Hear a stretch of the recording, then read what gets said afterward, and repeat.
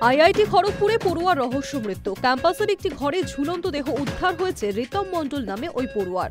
জানা গিয়েছে মেকানিক্যাল বিভাগে চতুর্থ বর্ষের পড়ুয়া ছিলেন রিতম। পুলিশ সূত্রে খবর, শুক্রবার 12:15 নাগাদ পুলিশের কাছে খবর যায়।